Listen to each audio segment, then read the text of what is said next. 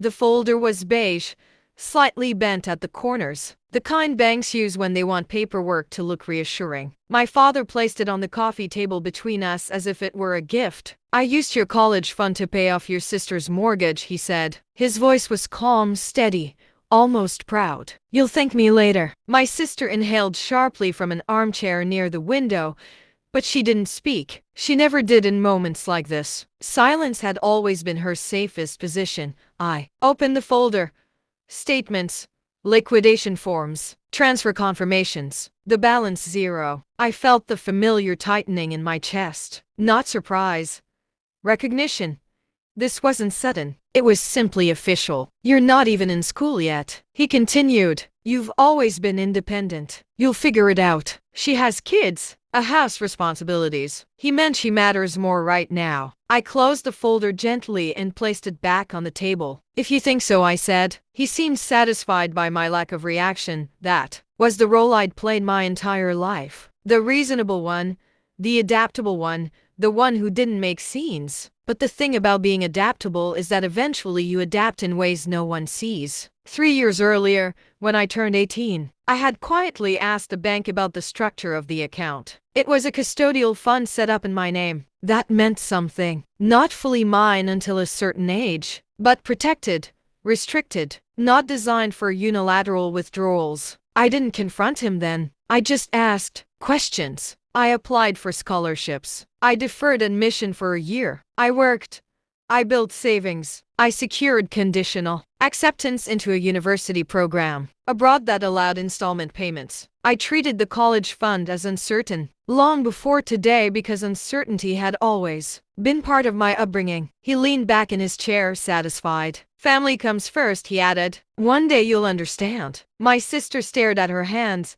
I nodded. 40 minutes later, his phone rang. He glanced at the screen and answered casually. "Yes." The tone of his voice shifted almost immediately. "What do you mean?" Silence. His posture straightened. His free hand pressed against his thigh. "I am the account holder." Another pause. "No. I was not aware of that restriction." The air in the room changed. It wasn't dramatic. It was procedural. "Yes. I understand compliance," he said more quietly now. I didn't move. I didn't look at him. I watched the second hand of the wall clock make its quiet rotation. The voice on the other end must have been patient, clinical, explaining the nature of custodial accounts, beneficiary consent requirements, the automatic flag triggered by full liquidation. His face lost color gradually. "Not all at once. You're saying the transfer may be reversed." My sister's head lifted. "Reversed? There was no fraud," he said quickly. "It's a family matter." Another pause.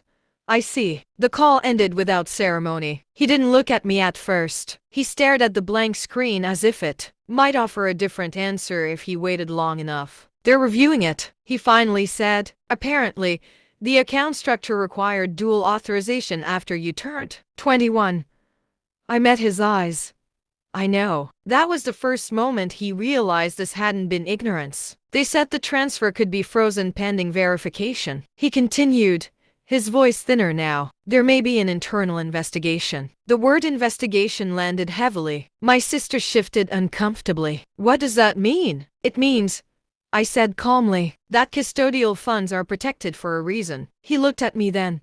Not angry, not shouting, just unsettled. "You knew?" he asked. "I asked questions a long time ago, and you didn't tell me." "I didn't need to." That was the truth. Preparation is quiet by nature. It doesn't announce itself. He ran a hand through his hair. "I was trying to help your sister.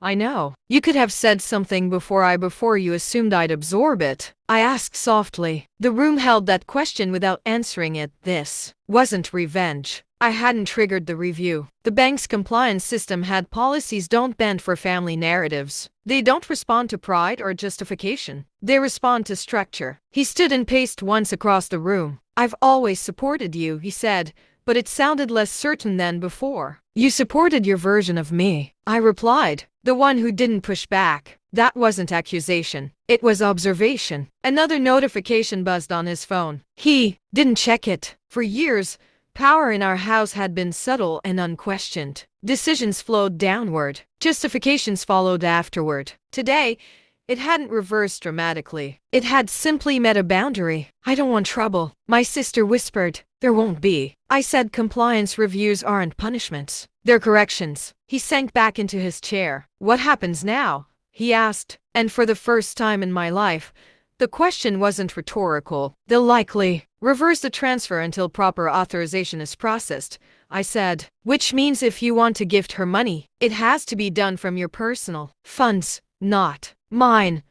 The word mine felt different now. Not loud, not rebellious, just accurate. He studied me as if I were slightly unfamiliar. You've changed, he said. I grew up. The clock ticked again. No one celebrated. There was no dramatic apology.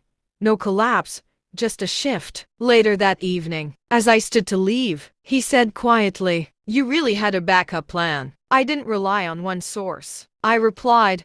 He nodded slowly. It wasn't defeat in his eyes. It was recalibration. In the driveway, the sky was beginning to darken. My phone buzzed with an email notification. My scholarship confirmation finalized for the upcoming semester. I didn't smile widely. I didn't feel triumphant. I felt steady inside the house. My father would now understand something that no argument could have taught him. I was no longer the quiet child who absorbed decisions. I was the adult who prepared for them. And that difference would not reverse.